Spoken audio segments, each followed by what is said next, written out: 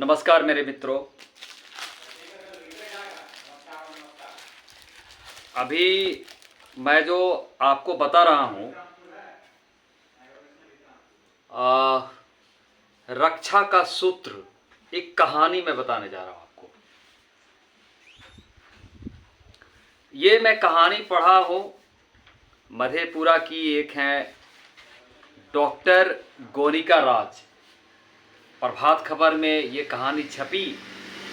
या दोस्तों, मैं बता देना चाहता हूँ कि बचपन से प्रभात खबर मेरा एक प्रिय खबर न्यूज़पेपर है, अखबार है, और इसने मेरे जीवन में बहुत परिवर्तन लाया है ना। और प्रभात खबर की पत्रकारिता को मैं कितनी तारीफ करूँ वो कम हो। मैं उनको भी धन्यवाद देना चाहता हूँ, मधेपुरा। अभी हालांकि हमको बातचीत नहीं हुई है, लेकिन मेरे को यूट्यूब चैनल में अगर वो देखें तो मैं उन्हीं की कहानी को, मैं उन्हीं के द्वारा लिखी गई कहानी को जो छपा है प्रभात खबर में, तो मैं उसी को अपने शब्दों में मैं अपनी आवाज़ दे रहा हूँ। जी हाँ मेरे मित्रों, रक्षा का बंधन है, रक्षा का त्यौहार है ना, रक्षाबंधन। तो चलिए हम कहानी शुरू करते हैं। ऋचा, यहाँ पर जो कहानी का जो पात्र है, कैरेक्टर है, उसका नाम है ऋचा। ऋचा जो है फोन पर अपने भाई से कह रही थी, ऋचा फोन पर अपने भाई से कह रही थी, आज पहली बार है जो तुम्हें राखी नहीं बांध पा रही। अपने भाई को कह रही है, आज पहली बार है जो तुम्हें राखी नहीं बांध पा रही, बहुत याद आ रही है तुम्हारी। कहते कहते वो थोड़ा ठिठकी। थोड़ा मैं इंग्लिश थोड़ा सीखा हूँ तो हिंदी भी थोड़ा इम्प्रूव हो रहा है मेरे मित्रों। अब देखो, प्रभात खबर में पढ़ता हूँ, हिंदी तो मेरी और अच्छी हो जाएगी।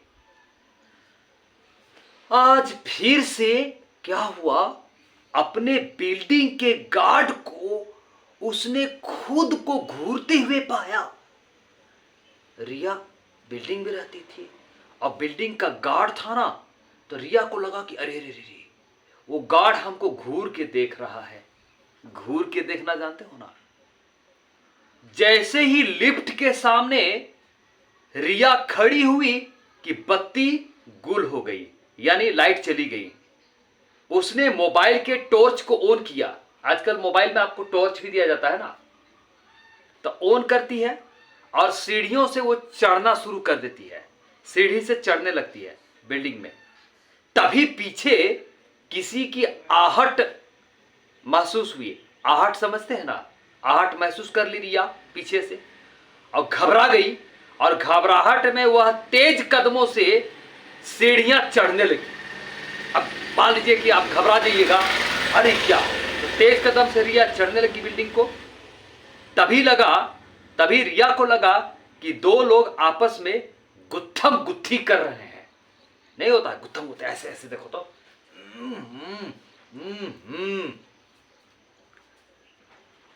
तब तक बत्ती आ गई।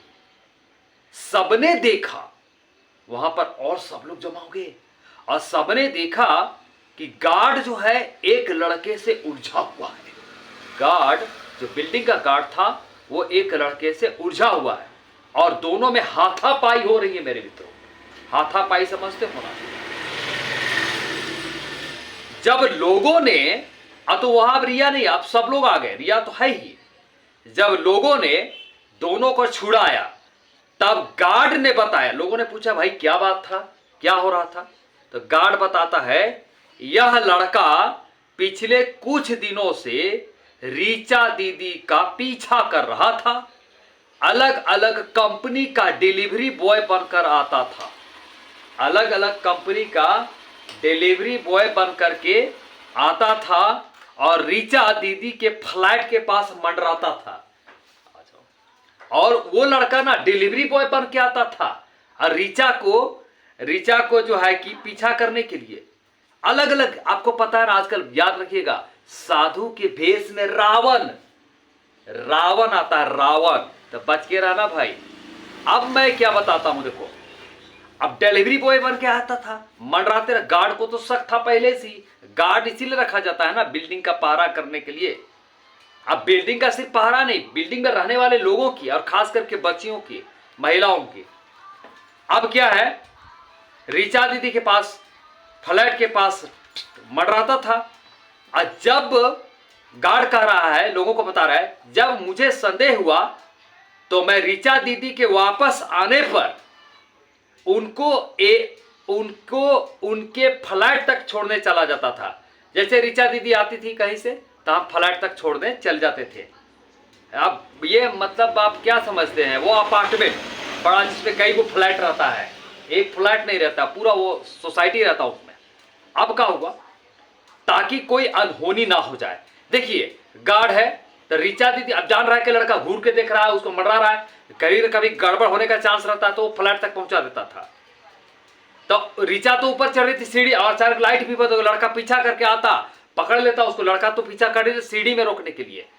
अब देखो क्या हुआ, ताकि कोई अनहोनी ना हो जाए, यह जानकर ऋचा सन्न रह गई। अरे हम तो सोच रहे थे कि गार्ड हमको जो है कि घूर के देख रहा, वो हमारे साथ कुछ गलत करने के बारे में सोच रहा है।